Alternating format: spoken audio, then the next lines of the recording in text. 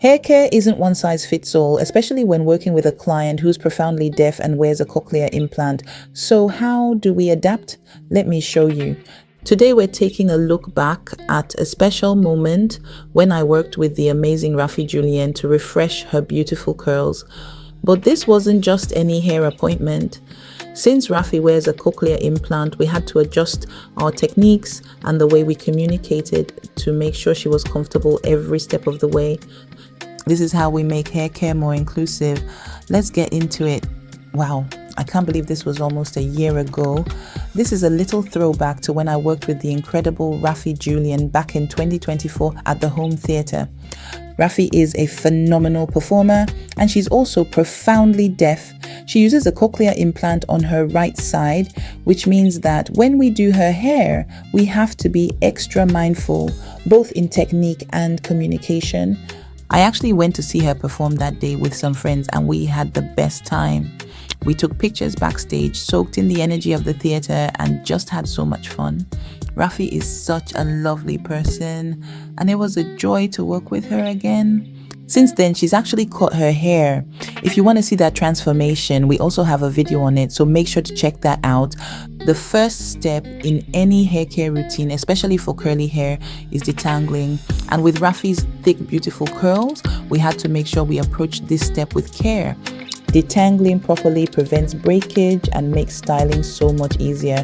If you rush this step, you risk snapping strands, causing unnecessary shedding and making the next steps more difficult. For Raffie, I used a moisturizing detangler to add slip and we worked through each section carefully. Because she removes her cochlear implant during styling, we communicated through hand gestures, written messages, and a caption app. It's all about adapting to what works best for her. After detangling, it was time for the cut. Raffie's curls were long and full of life, but she wanted a refresh, something lighter, bouncier, and more manageable. Trimming and cutting are essential for keeping curls healthy and well-shaped. Over time, hair can become heavy and lose its natural definition. A good cut isn't just about reducing length, it's about restoring movement and volume. Now here's something important when it comes to braiding after a trim. There's a balance you have to maintain. If the hair is left too long after a cut, it can be difficult to braid in properly because the ends may not blend well. On the other hand, if the hair isn't trimmed at all and has tangles or damage, braiding becomes painful for the client because the strands will constantly snag. This is why it's so important to trim strategically, just enough to keep the hair healthy and make the braiding process smoother. Since her cochlear implant is positioned near her ear, we were extra careful while shaping around that area. It's all about balance, keeping the integrity of the cut while ensuring comfort.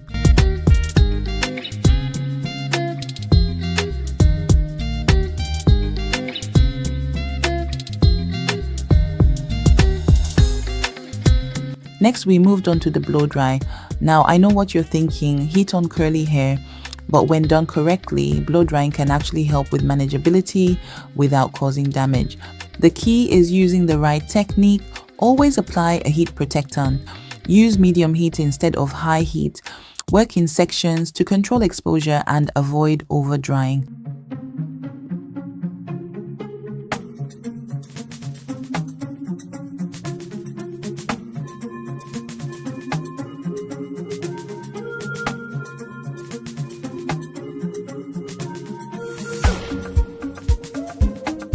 For Raffie, I used the tension method, gently stretching the hair while drying to keep the strands smooth without excessive heat.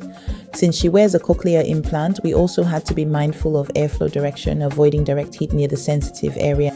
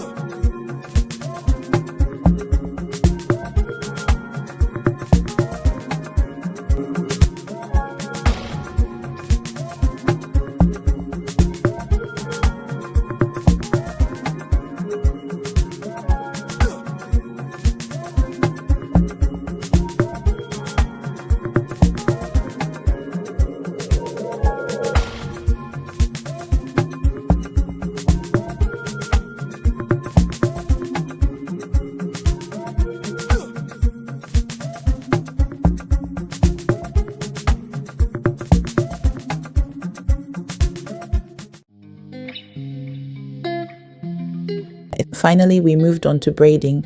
This step was all about ensuring longevity while respecting the implant area. When braiding for someone with a cochlear implant, placement is key. You don't want the braid pulling or pressing against it, as that can be uncomfortable or even affect how it sits. And like I mentioned before, if the hair isn't properly trimmed or prepared before braiding, it can cause issues. If there are still knots and tangles, the braiding process can pull on those snags, leading to discomfort and breakage. If the hair is too bluntly cut, it can be hard to blend into the braid, making it more difficult to work with. This is why proper hair prep, detangling, trimming, and blow drying is just as important as the braiding itself.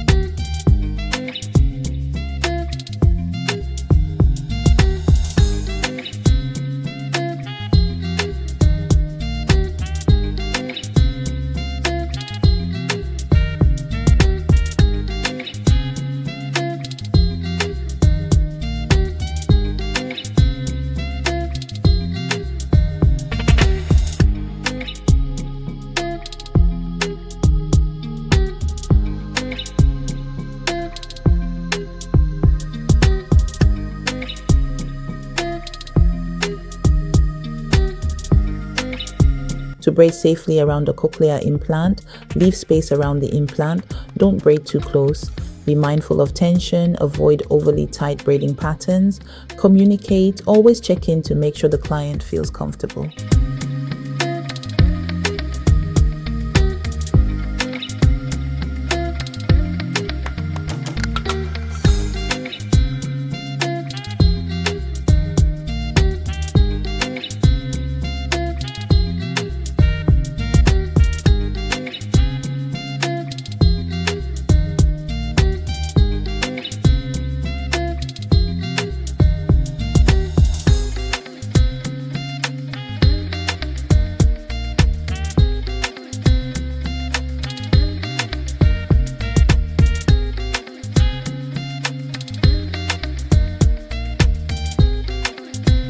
For Raffie, we adjusted the braiding pattern slightly, ensuring that the implant area remained undisturbed while still achieving a stylish and protective look.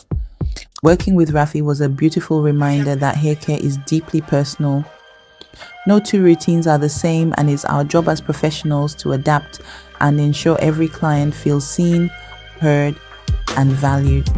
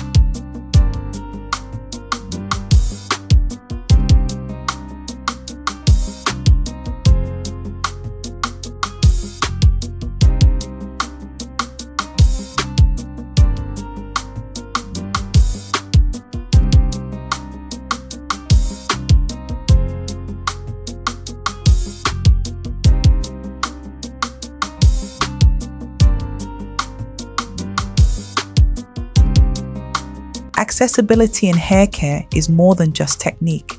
It's about listening, adapting, and making sure every client, regardless of their needs, has an experience that works for them.